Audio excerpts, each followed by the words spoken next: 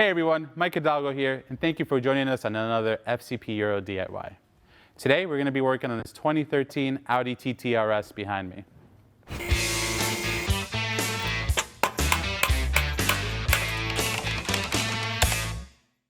Today we're going to be covering how to replace the rear brakes on any Audi TT RS 8J platform. Today we're going to be working with our Zimmerman Sport Rotors and our Ferodo racing pads. The owner of this car tracks the car occasionally, so his pads are a little bit worse for wear at the moment, as well as his rotors. A couple ways you can tell if your pads are due for a change or your rotors is simply by inspecting them. A visual inspection is always going to give you a good idea as to what condition they're in. You can always take the end of your fingernail and run it across the face of the rotor, and if you have a lip on either side of the rotor, then it's probably time to change those as well. Brakes are typically going to last you about 30 to 60,000 miles, so it's something to keep in mind. Again, that's all going to depend on how you drive the car. Now that we know what we're working with today, let's take a look at the tools we're going to need for this DIY. For this job, you're going to need a couple different tools. A couple basic, as you can see in front of me. We have a couple different size wrenches. We have a 13mm and a 15mm wrench. We have a 3/8 drive ratchet. We have a 17mm to get our wheels off. And we have a Torx bit. This is a T30 for our rotor set screw. And then on the rear brakes on these Audi vehicles, you definitely need a tool that's going to retract your piston, but it has to twist it in at the same time. So we're using one of our kits out of our Astro toolkit. Pretty straightforward, as you can see. Now that we have our tools covered, let's head over to the car and get started. All right, my good people, we are at the car. We're going to be working on the lift today. However, this is a job you can easily do in your driveway or in the garage. To start, we're going to go ahead and remove our wheel. It's going to be 5 17mm lugs. To get our caliper off the vehicle, we're going to need to remove the two 13mm bolts on the top and bottom. I'm just going to use a 13mm wrench, break them free.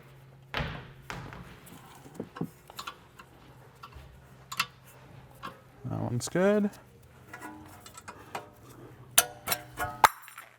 Whoops, a little overzealous.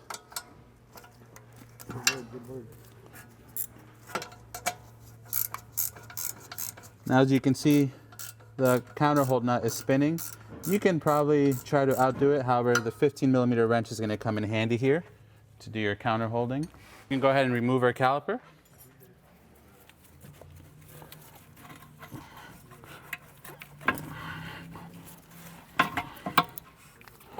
And set it off to the side.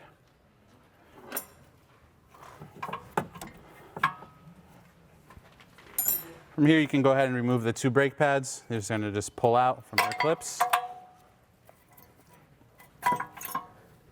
Now we're ready to go ahead and remove the rotor. So to do that, we're going to remove our set screw, which is going to require a T30 bit.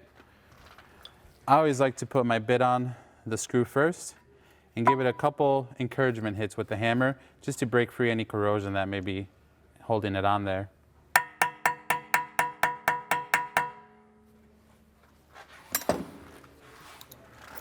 Now we can remove it. Now I'm going to take a hammer. I'm just going to hit this rotor since we're replacing it to break it free from the hub. Beautiful. That was a Kyle Bascom hit. And now what's cool about the 8J platform is that these rear rotors have enough room to just sneak out from the carrier without having to unbolt this.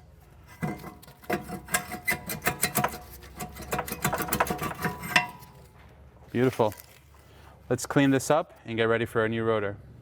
Now from here, I'm just going to give the hub a quick clean with this wire brush. You can use a wire wheel or emery cloth. The goal is so that we can put a little bit of anti-seize on here and our new rotors hopefully don't seize to the hub. Now while we have the rotor off the vehicle, we're going to go ahead and prep our caliper to be ready to receive new pads. So we're going to spin in our piston. That way we have some room to work with. So let's get ready for that.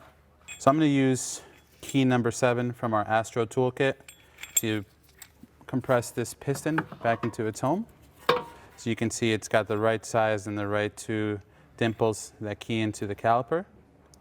I'm just going to position this into place and spin it in. Just main nut until it's tight.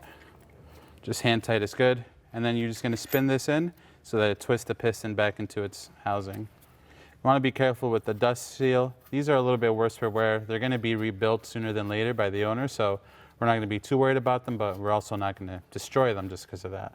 But you might have to use your finger to break free the boot from the piston a little bit. And then we can spin them in. That's as far as that's going to go. our piston is bottomed out, so I'm going to get rid of this tool, set the caliper back to the side, and get our new rotor on here. Our new rotor is going to go on the same way our old one came off. We're going to kind of wedge it in here, give it a little bit of encouragement, and it'll pop over the hub.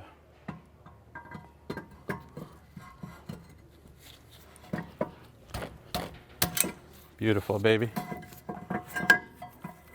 Then we're going to find our set screw alignment hole and put in our new set screw. Again, that's going to be a T30. If you're going to torque this down, it's going to be about 7 foot-pounds or 10 Newton meters. We're just going to snug ours up for today.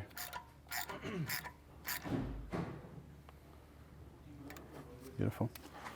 With our new rotor in, we're ready to key in our new pads. These are just going to slide into the metal clips on here. Now we can slip our caliper back over while making sure that these guide pins are pushed in so they're not in our way.